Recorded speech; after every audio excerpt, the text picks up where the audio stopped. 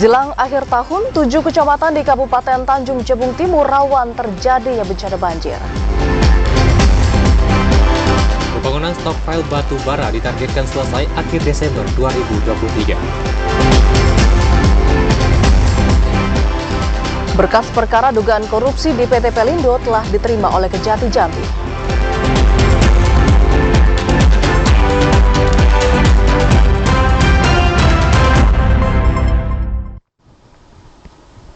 Assalamualaikum warahmatullahi wabarakatuh. Terima kasih saudara Anda kembali menyaksikan Jambi hari ini, edisi Rabu 6 Desember 2023. Selain 3 berita utama tadi, tim redaksi kami juga telah menyiapkan sejumlah informasi penting dan menarik lainnya untuk Anda. Bersama saya Vida Francisca. Dan saya Ridho Akbar, inilah Jambi hari ini selengkapnya.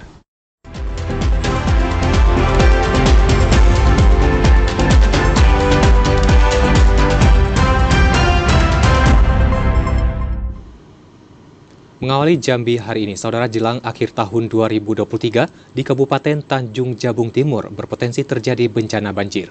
Masyarakat pun diminta untuk tetap selalu waspada. 7 dari 11 kecamatan di Kabupaten Tanjung Jabung Timur merupakan langganan banjir tahunan akibat luapan air Sungai Batanghari. 3 kecamatan tersebut yakni Sabak Timur, Dendang, dan Perba. Sedangkan kecamatan Nipah Panjang, Sadu, Mendahara, dan Kuala Jambi adalah langganan banjir rob, yakni pasang surut air laut karena berada di wilayah pesisir. Kepala Pelaksana BPBD Kabupaten Tanjung Jabung Timur, Helmi Agustinus, mengatakan, Kabupaten Tanjung Jabung Timur sebagian besar wilayahnya berada di bantaran Sungai Batanghari, yang merupakan pertemuan arus pasang surut sungai yang bisa mengakibatkan luapan air, apalagi saat ini curah hujan tinggi. Sedangkan untuk kecepatan kisaran angin laut belum bisa dipastikan karena kerap berubah. Sementara untuk kisaran gelombang air laut berada di ketinggian 1 meter. Diberitahukan juga kepada kami untuk ambil langkah-langkah dan kami juga akan menyurati bekerjasama dengan nanti Pak Sekda selaku Kepala BPBD akan menyurati kepada seluruh camat, menghimbau kepada kepala desa dan seluruh warganya untuk selalu berhati-hati karena kondisi cuaca cukup ekstrim. Apalagi sekarang ini tingkat curah hujan cukup tinggi. Masyarakat diimbau untuk waspada dengan hewan berbisa dan buas. Pasalnya, dikhawatirkan jika rumah terendam banjir akan ada hewan yang ikut masuk ke dalam rumah. Viva Patria, TVRI Jambi melaporkan. Saudara, BPBD Kabupaten Tebo meminta warga yang bermukim di sepanjang aliran sungai untuk tetap mewaspadai terhadap bencana banjir. Karena tingginya intensitas hujan yang terjadi dalam beberapa minggu terakhir ini membuat debit air Sungai Batanghari menjadi meningkat. Tingginya intensitas hujan yang terjadi dalam beberapa minggu terakhir membuat debit air Sungai Batanghari meningkat.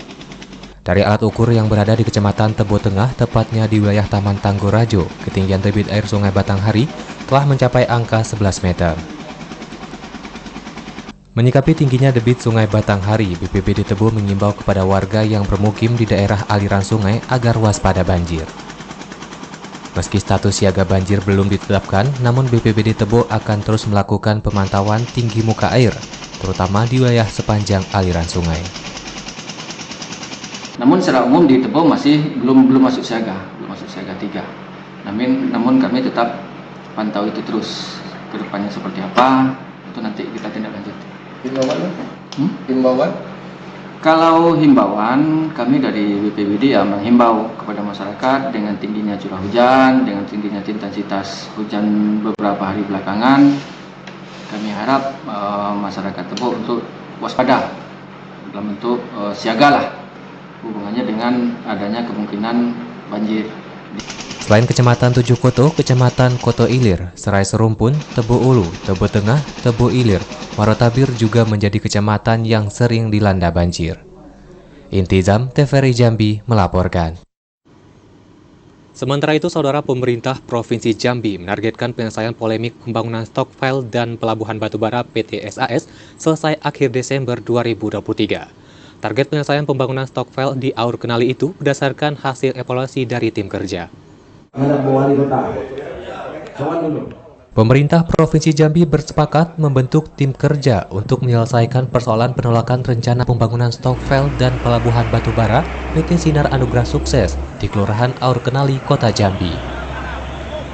Gubernur Al-Haris menargetkan tim kerja mampu merampungkan tugasnya maksimal hingga akhir Desember 2023. Percepatan penyelesaian untuk menjawab penyelesaian polemik pembangunan Stokvel itu, tim kerja yang berisikan 3 pemerintah, yakni Provinsi Jambi, Kota Jambi, dan Muaro Jambi, termasuk kejaksaan serta kepolisian, akan bekerja objektif untuk mengkaji dan mengevaluasi permasalahan.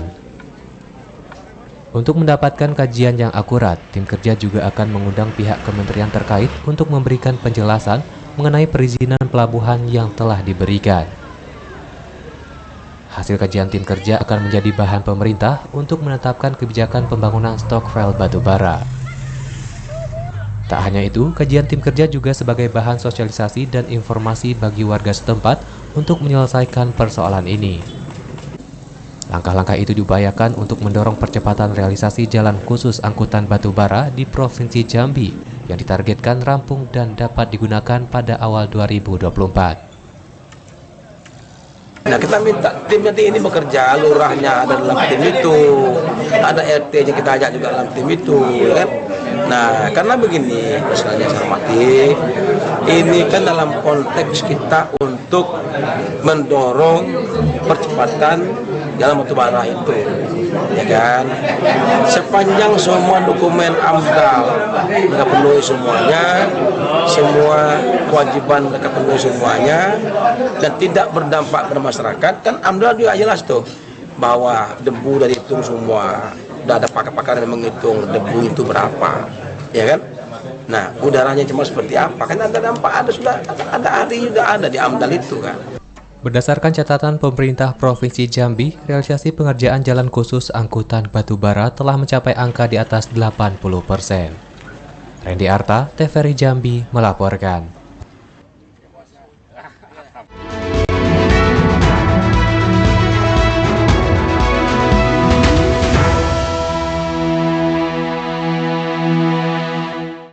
Kita ke sorotan lainnya, Saudara, dalam segmen menuju pemilu 2024. Saudara, Bawaslu mengajak para peserta pemilu di Kota Jambi untuk bisa berkampanye secara sehat. Hal itu bertujuan untuk bisa menciptakan pemilu damai dan juga menekan jumlah pelanggaran pada pemilu nanti.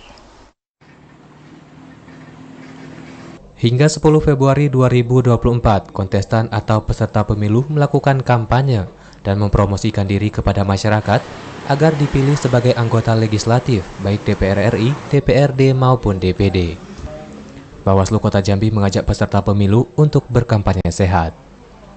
Itu bertujuan untuk menciptakan pemilu yang aman dan damai. Anggota Bawaslu Kota Jambi Hazairin mengatakan, kampanye yang sehat juga bertujuan untuk menekan jumlah pelanggaran.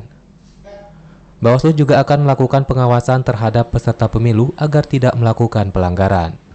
Bawaslu mencatat yang menjadi potensi rawan terjadinya pelanggaran saat kampanye adalah politik uang, black campaign, atau ujaran kebencian, dan lain sebagainya.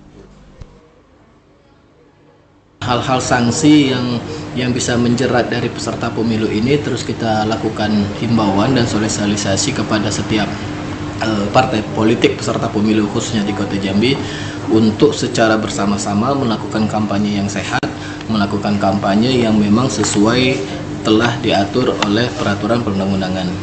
Diharapkan peserta pemilu dapat menjalankan peraturan Komisi Pemilihan Umum atau PKPU selama masa kampanye. Bawaslu juga telah melakukan sosialisasi terkait larangan untuk kampanye. Joko, TVRI Jambi melaporkan. Bawaslu Muaro Jambi kembali mengingatkan kepada peserta pemilu maupun tim kampanye untuk tidak melakukan kegiatan yang dilarang pada pelaksanaan kampanye. Selain dilarang memasang APK di tempat yang dilarang, peserta pemilu dan tim kampanye juga dilarang menghina seseorang, suku, agama, dan golongan. Selain ketentuan larangan pemasangan lokasi alat peraga kampanye, Bawaslu Muaro Jambi juga mengingatkan kepada peserta pemilu agar dapat mematuhi ketentuan saat melaksanakan kampanye secara tatap muka. Di antaranya, peserta pemilu dan tim kampanye dilarang menghina seseorang, suku, agama, dan golongan. Peserta pemilu dan tim kampanye juga tidak dibenarkan merusak alat peraga kampanye peserta pemilu dan melakukan kekerasan kepada seseorang peserta pemilu. Larangan ini tertuang dalam pasal 280 ayat 1 Undang-Undang Nomor 7 Tahun 2017 tentang Pemilu. Pimpinan Bawaslu Divisi Penanganan Pelanggaran Penyelesaian Sengketa Elvi Prasetya mengatakan, peserta pemilu dan tim kampanye yang melakukan pelanggaran dapat dikenakan sanksi pidana penjara, paling lama 2 tahun atau denda paling banyak 24 juta rupiah. Ada satu, kalau tidak salah kemarin di Sipal Sungai Duren, jadi ada kegiatan senam kalau tidak salah untuk ibu-ibu yang dilakukan oleh caleg salah satu partai di caleg DPR RI, ya. Jadi itu kita adakan pengawasan. Hingga saat ini, baru 1 caleg yang menyampaikan surat pemberitahuan kampanye kepada Bawaslu Muaro Jambi. Bawaslu juga mengingatkan agar peserta pemilu yang akan melaksanakan kampanye untuk dapat menyerahkan surat pemberitahuan kampanye yang dikeluarkan oleh pihak kepolisian kepada Bawaslu. Azam Afnan, TVRI Jambi melaporkan. Sementara itu, Saudara, Bawaslu Provinsi Jambi menggandeng kaum milenial untuk bisa mengawasi jalannya pemilu nanti. Karena kaum milenial lebih akrab dengan teknologi untuk bisa membantu mengawasi pelanggaran pemilu di media sosial. Badan Pengawas Pemilu Bawaslu Provinsi Jambi menggandeng kaum milenial dalam melakukan pengawasan pada masa kampanye pemilu legislatif 2024. Komisioner Bawaslu Provinsi Jambi Ari Juniarman mengatakan, dipilihnya milenial sebagai bagian dari pengawasan pemilu 2024 karena memiliki kelebihan. Salah satunya jumlah pemilih yang lebih dari 50%. Selain itu, kaum milenial juga lebih akrab dengan teknologi sehingga dapat lebih aktif mengawasi pelanggaran pemilu yang terjadi di media sosial. Pemilih yang kita katakanlah memiliki pengalaman, gitu kan. Yang pertama, mereka ini secara presentasi pemilihnya lebih dari 50%. Yang kedua, mereka akrab dengan teknologi, yang mana kita ketahui baik itu tahapan-tahapan pemilu maupun pelanggaran-pelanggaran, ujaran kebencian, berita hoax dan politisasi sara ini sudah masuk ke ruang-ruang media sosial. Tak hanya pengawasan pelanggaran pemilu, kaum milenial juga diharapkan dapat melakukan pengawasan politik uang. Joko, TVRI Jambi melaporkan. Saudara, dari hasil rekapitulasi, daftar pemilih tambahan di Kabupaten Batanghari mencapai 195 orang. Informasi selengkapnya usai jeda, tetaplah bersama Jambi hari ini.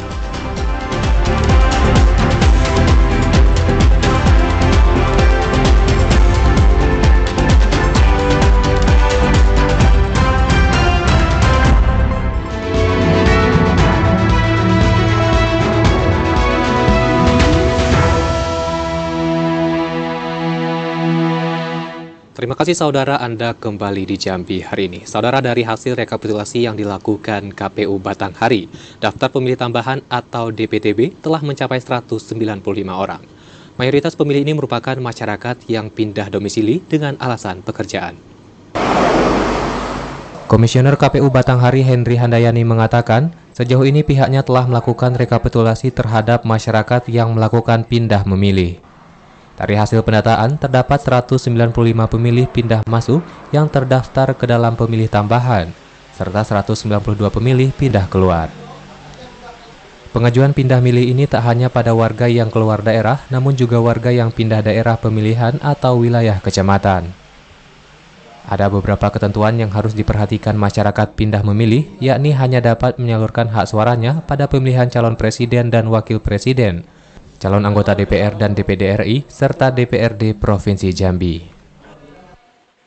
Untuk perkembangan pindah milih atau daftar pemilih tambahan di KPU Kabupaten Batanghari, ini kan kita KPU Kabupaten Batanghari melakukan perekapan setiap tanggal 20. Jadi mau data terakhir yang sudah kita tetapkan, rekapitulasi untuk daftar pindah milih yang pemilih masuk itu sekitar 195 orang. Batas pengajuan pindah memilih ini berakhir sebelum 30 hari pemilihan untuk kategori pindah domisili, serta 7 hari sebelum pemilihan untuk kategori pemilih yang bertugas atau bekerja di luar wilayah domisili. Ade Juniawan, TVRI Jambi melaporkan. Saudara, Kejati Jambi memantau perlengkapan logistik pemilu dan indikasi pelanggaran para kontestan. Pemantauan ini guna memastikan seluruh tahapan pemilu berjalan lancar hingga nantinya di hari pencoblosan. Guna memastikan seluruh proses persiapan pesta demokrasi berjalan lancar tanpa adanya indikasi kecurangan, tim Kejaksaan Tinggi Jambi saat ini masih terus memantau sejumlah persiapan jelang pemilu tahun 2024. Selain melakukan monitoring indikasi pelanggaran oleh tim sukses maupun para kontestan peserta pemilu, Kejati Jambi turut mengawasi langsung persiapan logistik yang tiba di Provinsi Jambi. Kasipenkum Kejati Jambi Leksi Fatharani mengatakan, bersama tim gabungan, Kejati Jambi turut memantau sejumlah persiapan jelang pemilihan umum. Pemantauan ini untuk memastikan setiap tahapan berjalan lancar hingga proses pencoblosan mendatang.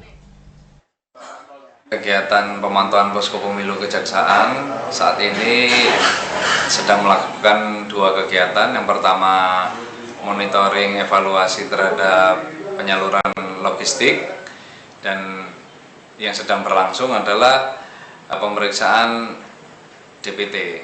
Jadi dalam perkara ini apabila ditemukan ada double atau pemalsuan, maka kita bisa tindak lanjuti ke perkara pidananya. Sementara itu, masyarakat juga dapat membantu memberikan informasi ke petugas bila menemukan adanya indikasi pelanggaran pemilu. Diharapkan dengan peran serta masyarakat ini dapat meminimalisasi pelanggaran dan turut mensukseskan penyelenggaraan pemilihan umum tahun 2024 berjalan lancar.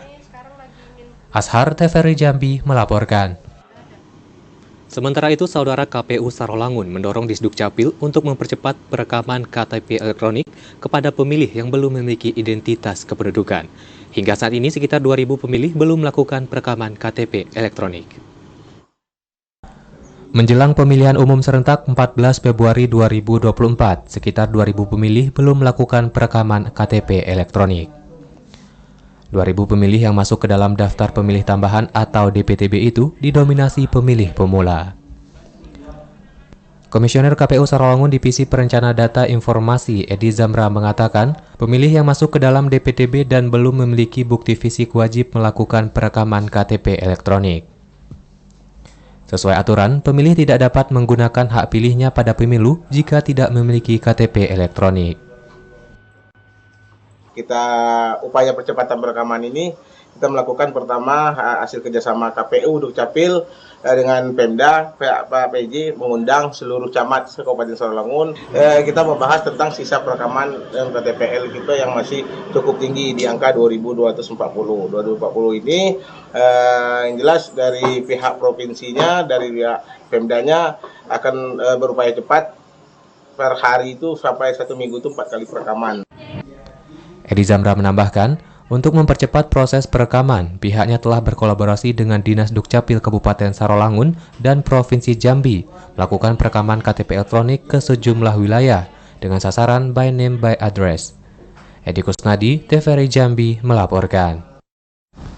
Saudara, Selasa sore kemarin, KPUD Sarolangun menggelar kegiatan sosialisasi tahapan pemilu 2024 kepada seluruh insan pers seperti media cetak dan juga media elektronik.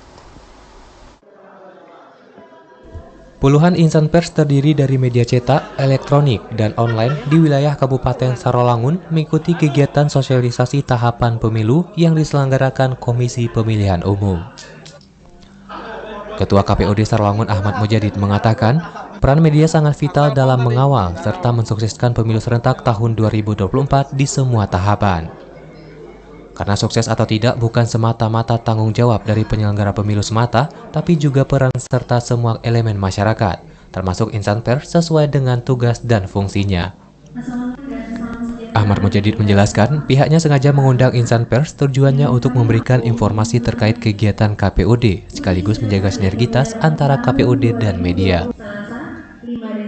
Peran media di Sarolangun khususnya ya, agar berperan aktif untuk mengawasi jalannya pemilu serentak 2024 dan juga akan mensukseskan pemilu serentak 2024, karena dari tadi sudah saya sampaikan bahwasanya suksesnya pemilu serentak ini bukan hanya tanggung jawab KPU ataupun Bawaslu, tapi ini menjadi tanggung jawab kita bersama dan warga negara Indonesia.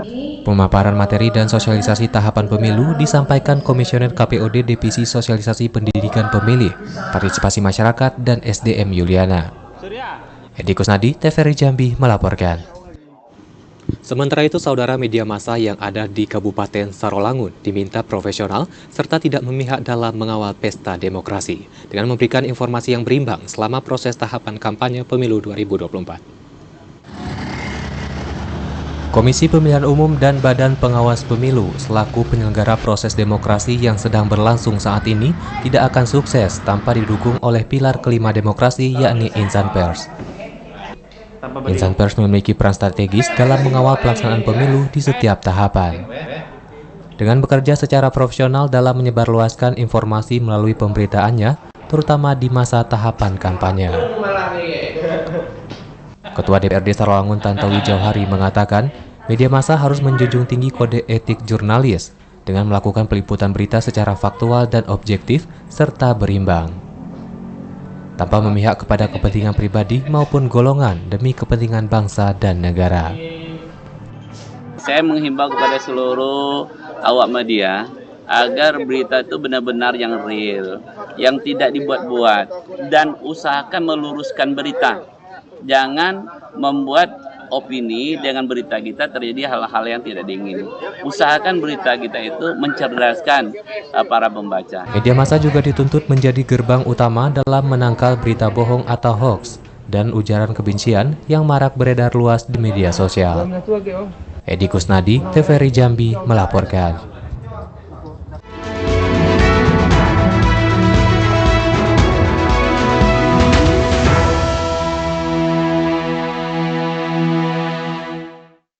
Saudara Wakil Bupati Bungo Syafruddin Dwi Aprianto menghadiri sosialisasi dan juga training program P4GN bagi guru olahraga. Informasi selengkapnya usai jeda, tetaplah bersama Jambi hari ini.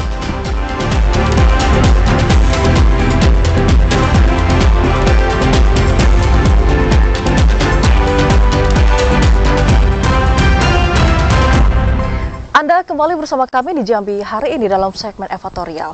Saudara, pada saat menghadiri sosialisasi dan juga training program P4GN bagi guru olahraga, Wakil Bupati Bungo Syafruddin Dwi Aprianto menyatakan bahwa narkoba adalah musuh kita bersama dan harus diberantas. Wakil Bupati Bungo Syafruddin Dwi Aprianto membuka kegiatan sosialisasi dan training program pencegahan pemberantasan penyalahgunaan dan peredaran gelap narkoba atau P4GN bersama guru penjas tingkat SMA SMK dan Madrasah Aliyah Sederajat. Wakil Bupati Bungo Syafruddin Dwi Aprianto mengatakan, narkoba adalah musuh bersama karena bahaya penyalahgunaan narkoba ini sangat luar biasa, mengganggu stabilitas pelajar, politik, ekonomi, sosial budaya, dan menghambat pembangunan suatu wilayah. Untuk itu sangat penting memberantasnya secara bersama-sama.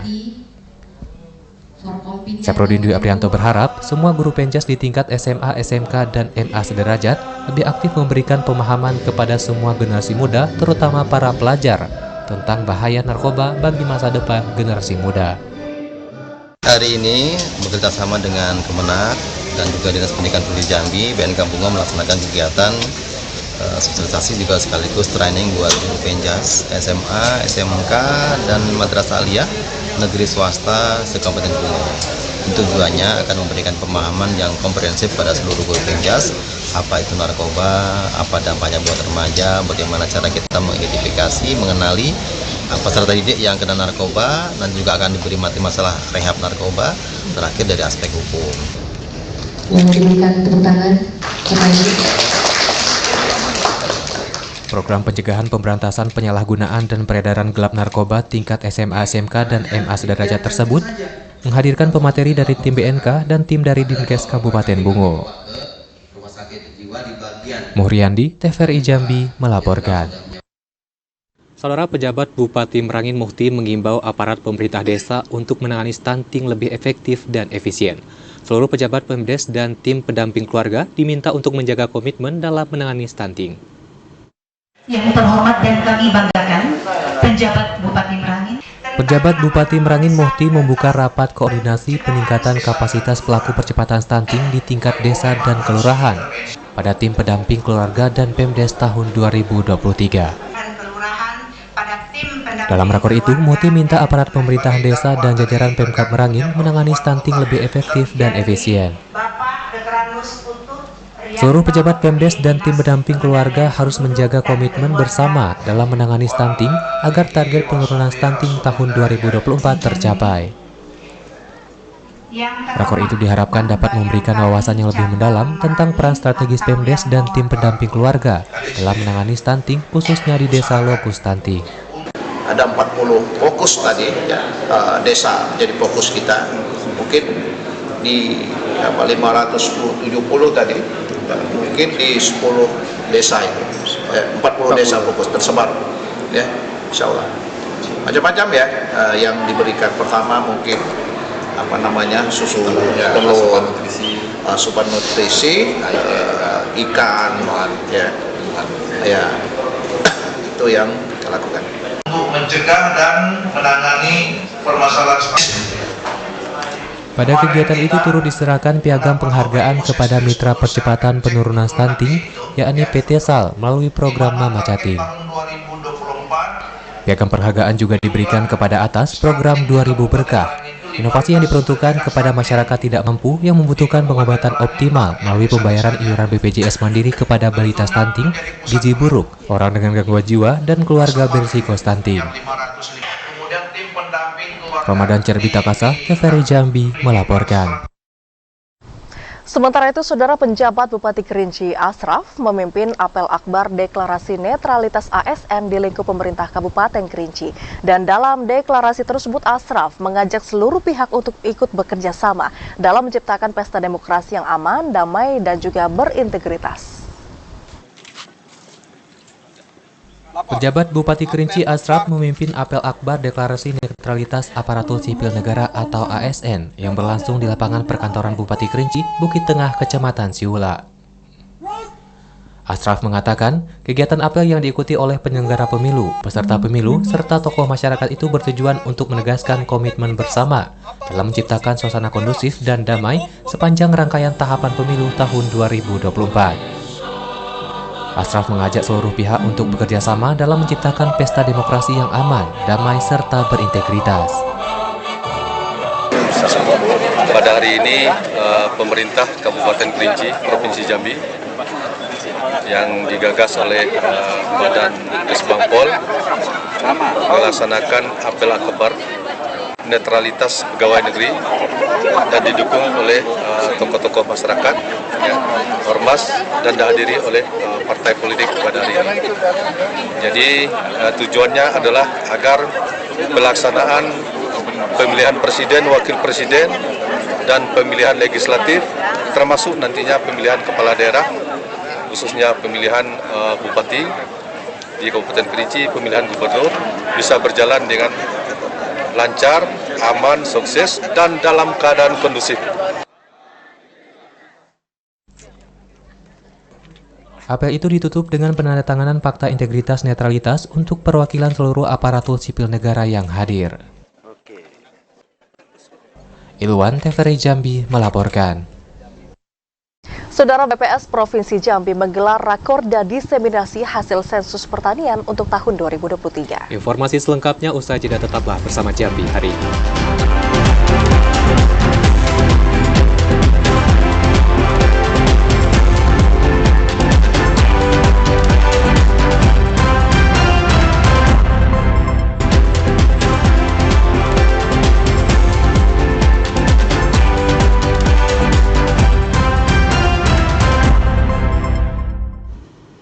Terima kasih saudara, Anda kembali di Jambi hari ini. Saudara, berkas perkara dugaan korupsi pengerjaan upgrade stasiun Pandu Teluk Majelis, cabang Pelabuhan Jambi di Desa Teluk Majelis, Kabupaten Tanjung Jabung Timur, telah diterima Jaksa Penuntut Umum Kejati Jambi. Berkas ini akan diperiksa untuk dilengkapi sebelum dilimpahkan ke pengadilan. Pasca pengungkapan kasus dugaan tindak pidana korupsi pengerjaan upgrade stasiun Pandu Teluk Majelis, cabang Pelabuhan Jambi, Kabupaten Tanjung Jabung Timur, oleh Subdit 3 Tindak Pidana Korupsi Direktorat Reserse Kriminal Khusus Polda Jambi beberapa bulan yang lalu. Saat ini berkas perkara telah masuk ke ranah Jaksa Penuntut Umum Kejaksaan Tinggi Jambi. Kasih Penkum Kejati Jambi Leksi Patharani mengatakan, saat ini untuk berkas perkara dugaan korupsi pengerjaan upgrade stasiun Pandu Teluk Majelis cabang Pelabuhan Jambi telah masuk tahap 1 atau pemeriksaan berkas perkara oleh jaksa. Namun dari 5 tersangka yang ditetapkan Polda Jambi, baru 3 tersangka yang telah masuk tahap 1. 2 tersangka lainnya masih dipenyidik Kepolisian Polres Tanjung Jabung Timur. Sebelumnya, Polda Jambi mengungkap kasus tindak pidana korupsi pengerjaan upgrade stasiun Pandu Teluk Majelis cabang Pelabuhan Jambi di Desa Teluk Majelis, Kecamatan Kuala Jambi, Kabupaten Tanjung Jabung Timur. Oke, penanganan perkara korupsi Pelindo Cabang Jambi di Kejaksaan Tinggi Jambi telah berproses tahap 1 berkas terhadap 3 orang tersangka. Untuk 2 lainnya berada penanganannya di Kejaksaan Negeri Tanjung Jabung Timur. Untuk saat ini jaksa-jaksa yang meneliti berkas perkara sedang mempersiapkan rencana dakwaannya. Mudah-mudahan dalam waktu dekat ada kepastian apakah perkara itu P19 ataupun P21. Nanti akan kita informasikan lebih lanjut. 5 orang ditetapkan sebagai tersangka pada kasus perkara tersebut. Mereka diantaranya STX General Manager Pelindo 2019-2021, CRAX General Manager 2021-2023, ARX Deputi General Manager Operasi dan Teknik Pelindo 2021-2023, YL Direktur Utama PT YAW Berhak Perkasa, dan MIH Direktur PT 4 Cipta Konsultan Pengawas. Atas perhitungan oleh tim auditor Badan Pengawas Keuangan dan Pembangunan atau BPKP Perwakilan Jambi, ditemukan adanya kerugian negara sebesar 3 miliar rupiah lebih. Polisi pun telah melakukan proses penyitaan sebagai bentuk pemulihan kerugian uang negara. Ashar, TVRI Jambi melaporkan. Kita ke sorotan lainnya, Saudara. BPS Provinsi Jambi menggelar rakorda diseminasi hasil sensus pertanian untuk di tahun 2023. Dan produk diseminasi ini menyajikan jumlah petani gurem, urban farming, dan juga petani milenial. Badan Pusat Statistik Provinsi Jambi menggelar rapat koordinasi daerah diseminasi hasil sensus pertanian 2023 tahap pertama. Rakorda itu mengusung tema data pertanian berkualitas untuk pembangunan pertanian yang inklusif dan berkelanjutan. Kepala BPS Provinsi Jambi Agus Sudibyo mengatakan, produk diseminasi sensus pertanian 2023 menyajikan jumlah petani gurem, urban farming, dan petani milenial. Agus Sudibyo berharap sensus pertanian 2023 diharapkan dapat memenuhi kebutuhan data pertanian dari berbagai kalangan, baik pemerintah maupun swasta dalam pengambilan kebijakan. Data sensus pertanian 2023 milik kita bersama dan dimanfaatkan untuk kepentingan pembangunan bersama. Diseminasi sensus pertanian 2023 tahap 1 berupa berita resmi statistik, leaflet, buklet, dan infografis. Data tersebut telah ditunggu oleh berbagai pihak sebagai dasar pengambilan keputusan. Sensus pertanian 2013. Asisten 1 Bidang Pemerintahan dan Kemasyarakatan Arif Munandar mengatakan, peran sektor pertanian di Indonesia sangat penting dan sebagai penyumbang terbesar nomor 3 terhadap produk hukum yang berperan sebagai pendorong pertumbuhan ekonomi daerah dan nasional setelah industri dan perdagangan. Arif Munandar berharap rakorda ini dapat meningkatkan korelasi dan kecerdasan bagi pemangku kepentingan terkait administrasi, pengolahan data, analis, dan teknis lapangan. Bapak, Ibu, serta hadirin yang saya hormati, sektor pertanian merupakan salah satu sektor yang vital dalam kehidupan manusia.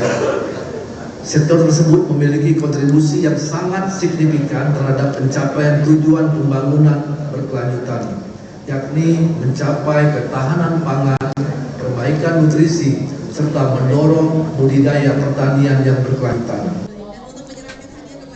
Pada kegiatan ini, turut dilakukan penandatanganan pencanangan wilayah birokrasi bersih dan melayani atau WBBM oleh seluruh peserta rakorda. Yazid Adli, TVRI Jambi melaporkan. Sementara itu, Saudara, harga komoditi cabai di Pasar Atas Sarolangun berangsur turun. Menurunnya harga komoditi cabai disebabkan melimpahnya pasokan di tingkat agen. Setelah dalam 1 bulan terakhir menyentuh harga Rp100.000 per kilogram, harga komoditi cabai di Pasar Atas Sarolangun dalam 2 hari terakhir berangsur turun. Salah seorang pedagang di Pasar Tradisional Atas Sarolangun, Firdaus, mengatakan, harga cabai rawit saat ini dijual di harga Rp65.000 per kilogram, dari harga sebelumnya mencapai Rp80.000 per kilogram. Sementara harga cabai merah keriting turun Rp50.000 per kilogram dari harga sebelumnya Rp75.000 per kilogram. Berbeda dari komoditi cabai, kenaikan harga terjadi pada bawang merah. Saat ini harga bawang merah mencapai Rp35.000 per kilogram. Dari harga sebelumnya hanya Rp29.000 per kilogram. Harga turun naik sekarang. Berapa tuh? Ini masih 70 hari ini. Naik lagi apa? Turun. Berapa turunnya? Turun 5.000. Dari kemarin 75. 75 kemarin. Kalau cabai rawit ini? Cabai rawit 65. Stabil apa? Stabil. Sebelumnya berapa? Sebelumnya 80. Turun. Berapa turunnya? Turun 10.000 lah. Apa penyebab turun? Pasokan banyak apa? Pasokan namanya. Tidak bisa diprediksi cuaca juga. Kalau pasokannya banyak? Hah? Kalau pasokan? Menurut para pedagang di pasar tradisional atas Sarolangun, penurunan harga komoditi cabai disebabkan melimpahnya pasokan di tingkat agen. Edi Kusnadi, TVRI Jambi melaporkan. Sementara pasca anjloknya harga TBS kelapa sawit beberapa waktu yang lalu, saudara, saat ini kondisi harga jual masih belum kembali normal atau masih di kisaran harga Rp2.000. Sesuai hasil rilis yang dikeluarkan pemerintah daerah Provinsi Jambi bahwa harga tandan buah segar atau TBS kelapa sawit di bulan Desember 2023 ini masih di kisaran harga jual Rp2.462 per kilogram. Harga itu pun harus diketahui petani dan wajib diikuti pihak perusahaan kelapa sawit agar tidak memicu kerugian. Kepala Dinas Perkebunan dan Peternakan Batanghari Mara Mulyapane mengatakan jika kondisi harga TBS ini masih berfluktuatif, sehingga dipastikan harga jualnya setiap minggu akan terus mengalami perubahan. Bahkan pasca anjloknya harga TBS di masa Covid, hingga kini harga jual TBS belum kunjung normal atau menyentuh dinilai Rp3.000. Di harga Rp2.407,10. Itu untuk periode tanggal 24 November. Kemudian untuk di tanggal 1 Desember juga yang dikeluarkan oleh provinsi itu di angka Rp2.462,84 dan penetapan ini disampaikan oleh provinsi ke semua pabrik kelapa sawit di Provinsi Jambi. Namun demikian, pemerintah Kabupaten Batanghari berharap harga jual TBS saat ini masih cukup menstabilkan perekonomian para petani kelapa sawit. Ade Juniawan, TVRI Jambi melaporkan. Dan saudara, informasi tadi sekaligus menutup perjumpaan Jambi hari ini. Terima kasih atas perhatian dan kebersamaan Anda. Saya Ridho Akbar. Dan saya Vidya Francisca. Pamit undur diri. Wassalamualaikum warahmatullahi wabarakatuh dan sampai jumpa.